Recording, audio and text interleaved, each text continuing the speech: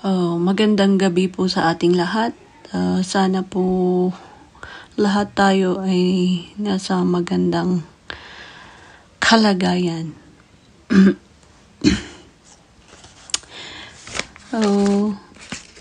Ngayong gabi, ang devotion natin ay matatagpuan sa Ephesians 4, chapter 4. Pero magpupokus po ako sa chapter 4 verse 17 to 32. Ito po yung instruction for Christian living. Babasahin ko dito sa chapter 17.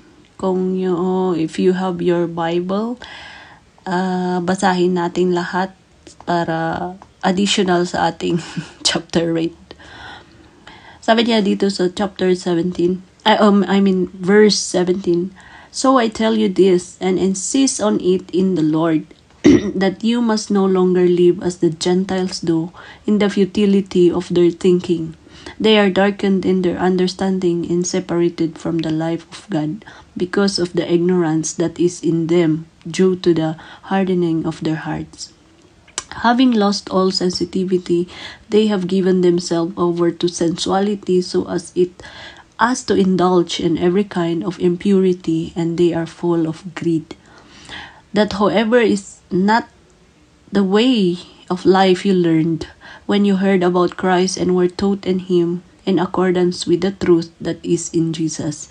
You were taught with regard to your former way of life to put off your old self, which is being corrupted by its deceitful desire, to be made new in the attitude of your mind, and to put on the new self, created to be like God in true righteousness and holiness. Therefore, each of you must put off falsehood and speak truthfully to your neighbor, for we are all members of one body. In your anger, do not sin. Do not let the sun go down while you are still angry, and do not give the devil a foothold.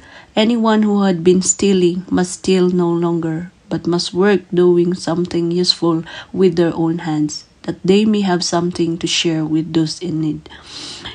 Do not let any unwholesome talk come out of your mouth, but only what is helpful for building others up according to their needs, that it may benefit those who listen." Verse 30, "And do not grieve the Holy Spirit of God, with whom you were sealed for the day of redemption.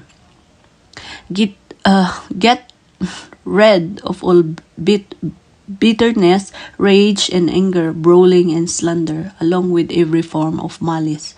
And last, be kind and compassionate to one another, forgiving each other, just as in Christ forgive you."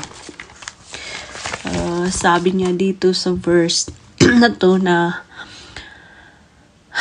present ni Apostle Paul na urging believers to abandon their old ways and embrace the transformation that comes from following God.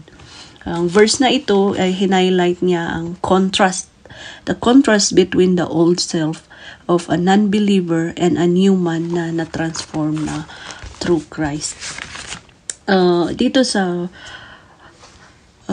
chapter 7, verse 17, sabi niya dito, "So I tell you this, and insist on it in the Lord, that you must no longer live as the Gentiles do in the futility of their thinking."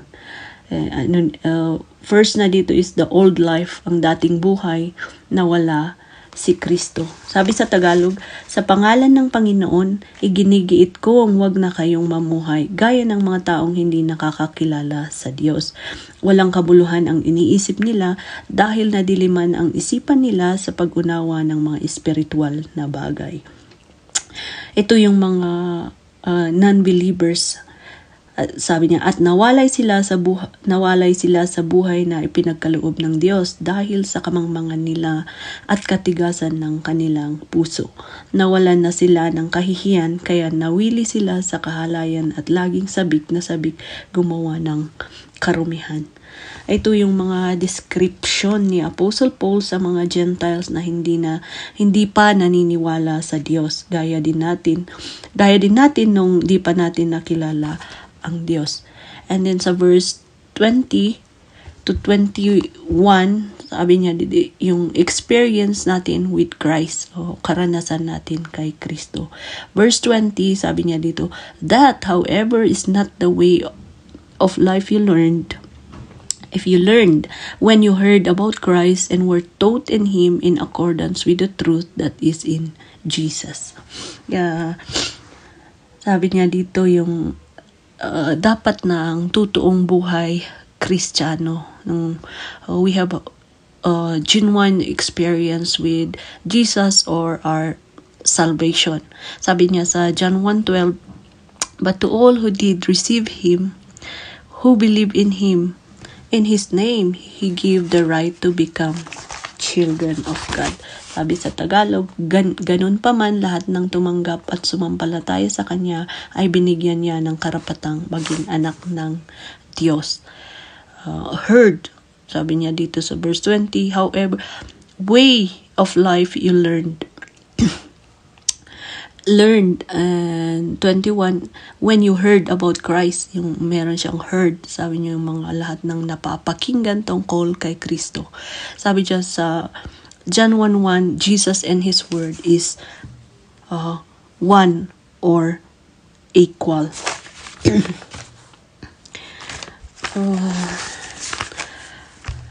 Yung mga, and then sa verse 22, you were taught with regard to your former way of life. Sabi niya yung mga napapakinggan natin at yung natututunan natin tungkol kay Kristo.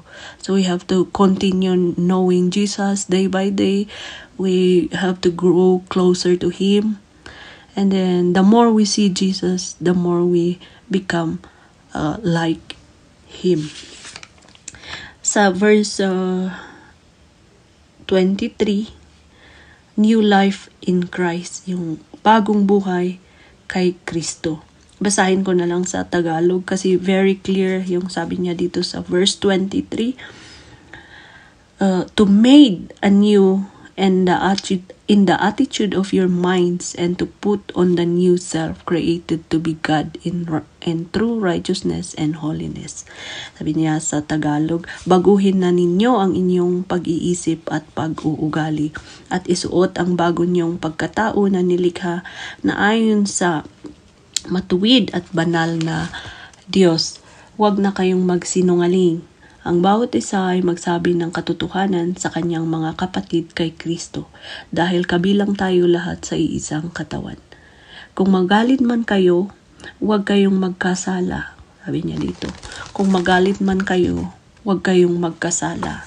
At huwag niyong hayaang lumipas ang araw na galit pa rin kayo. Huwag niyong bigyan ng pagkakataon si Satanas. Ang magnanakaw ay huwag nang magnakaw, sa halip maghanap buhay siya ng marangal para makatulong din siya sa nangangailangan. Huwag kayong magsalita ng masama, kundi yung makakabuti at angkop sa sitwasyon para maging kapaki-pakinabang sa nakakarinig. At huwag niyong bigyan ng kalungkutan ang banal na spirito, sapagkat ang banal na spirito ang siyang tanda na kayo sa Diyos at siya ang katiyakan ng kaligtasan ninyo pagdating ng araw. Alisin niyo ang anumang samaan ng loob, galit, pag-aaway, pambubulyaw, paninira sa kapwa, pati na ang lahat ng uri ng masasamang hangarin. Sa halip maging mabait kayo at maawain sa isa't isa at magpatawad kayo sa isa't isa gaya ng pagpapatawad ng Diyos sa inyo dahil kay Kristo. Very clear naman siguro sa ating lahat ang mga sinabi ni Apostle Paul para sa mga Kristiyano na mamuhay tayong banal. Na tayo'y mamuhay ayon sa kanyang mga salita, and we have to remove our old life and take our new identity with Christ. Believers are called to live with clear purpose and a life that reflects their new identity in Christ. We have to embrace the new life in Christ with purpose and transformed mind. Sabi ni Apostle Paul, we cannot continue to live as unbelievers and expect natin na expect to please God. Kasi yung mga unbelievers have very different mindset than believers. Dapat iba na yung mindset natin na ngayon na tayo namumuhay na bago. Namumuhay tayo na binago ni Kristo. Na tayong mga nabago na dapat maipakita natin sa ating gawa. Ito lang yung ma-share ko about sa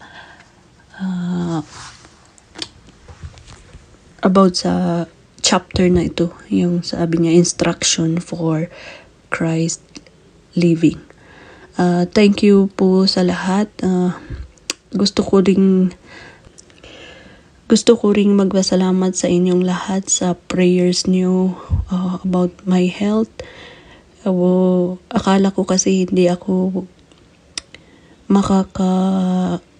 online Zoom ngayong Wednesday, pero na-move pala yung operation ko, kaya itutuloy ko na lang sa online yung testimony ko about sa aking check-up. Salamat and thank you.